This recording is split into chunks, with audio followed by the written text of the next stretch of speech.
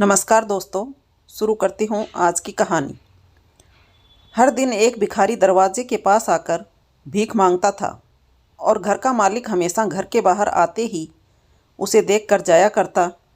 कई बार उसके लिए गालियाँ भी बकता। वो कहता, तू जिंदा ही क्यों है? पूरी जिंदगी ऐसे ही भीख मांगेगा क्या? धरती का बोझ क्यों बना बैठा है? और कभी कभी उस भिखारी को गुस्से में वह धक्का भी मार दिया करता। इतना कुछ हो जाने के बावजूद भिखारी के मुंह से सिर्फ यही निकलता कि भगवान तुम्हारे पापों को माफ़ करे। एक बार सेठ को धंधे में बड़ा नुकसान होने की खबर मिली। सेठ बहुत परेशान था कि तभी उसके दरवाजे पर वही भिखारी आया। गुस्से में अपना आपा खोते हुए सेठ ने उस भिखारी को पत्थर दे मारा। पत्थर लगने के कारण भिखारी का सर फूट गया और उसके सर से खून बहने लगा। फिर भी दर्द से कराहते हुए भिखारी ने इतना ही कहा, भगवान तुम्हारे पाप को माफ़ करे। भिखारी वहाँ से चला गया।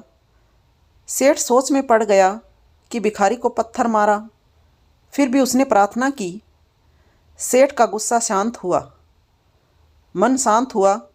तब भिखारी का रहस्य जानने के लिए सेठ ने भिखारी का पीछा करना शुरू कर दिया। भिखारी जहाँ जाता सेठ उसके पीछे जाता।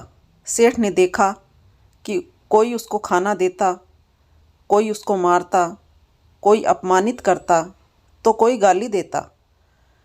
लोग भिखारी के साथ चाहे जैसा व्यवहार करते, लेकिन भिखारी सबके लिए एक ही प्रार्थना करता, भगवान तुम्हारे पाप माफ़ करे। अब रात होने को आई थी। भिखारी अपने घर जाने के लिए लौटा तो अपने घर पहुंच गया, लेकिन सेठ अब भी उसका पीछा कर ही रहा था।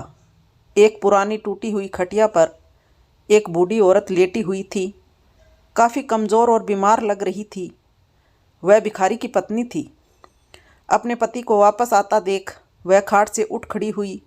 पत्नी ने अपने पति के भीख वाले कटोरे में देखा, उसमें सिर्फ आधी बासी रोटी थी। उसे देखकर वह बोली, आज बस इतना ही मिला? और हाँ, आपके सर से खून निकल रहा है, ये चोट कैसे लगी? बूढ़ा भिखारी बोला, आज बस इतना ही मिला, किसी ने कुछ दिया ही नहीं। सबने गालियाँ दी और एक ने पत्थर भी फेंका, इसलिए मेरा सर फट गया। एक गहरी ठंडी सांस लेकर बूढ़ा भिखारी फिर से बोला, यह मेरे ही पापों का फल है। तुम्हें याद है कुछ सालों पहले हम कितने अमीर थे? क्या कुछ नहीं था हमारे पास? हमारे पास हर चीज़ ज़रूरत से ज़्यादा थी, लेकिन हमने कभी दान नहीं किया। और उससे भी बुरा हमने उस अंधे भिखारी के साथ किया जो हमारे द्वार पर भीख मांगने आया करता था। बूढ़ी पत्नी की आंखों में आंसू आ गए। वह बोली, हाँ, हम उस बेचारे अंधे के साथ बहुत बुरा करते थे, उसका अपमान करते थे, उसे खाने के लिए रोटी की जगह कागज़ दिया करते, उसका मजाक उड़ाया करते और कभी कभी मारा भी करते। मैंने कभी उसके साथ अच्छा नहीं किया।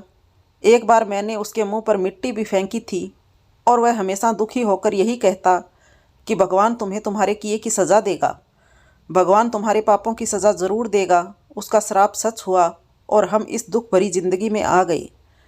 भिखारी बोला, हाँ, उसका श्राप सच हुआ, इसलिए मैं किसी को बद्दुआ नहीं देता।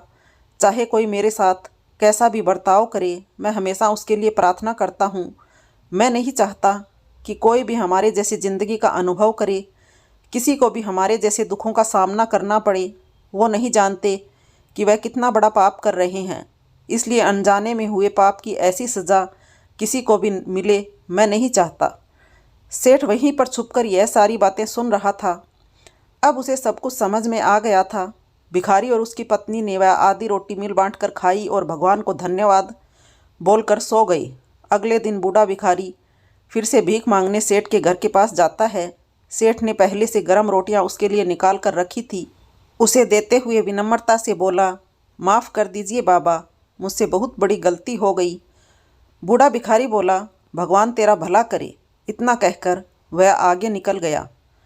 तो दोस्तों, कहानी कैसी लगी? पसंद आई हो तो लाइक करें, कमेंट करें, शेयर करें, सब्सक्राइब करें। Thank you for watching my channel.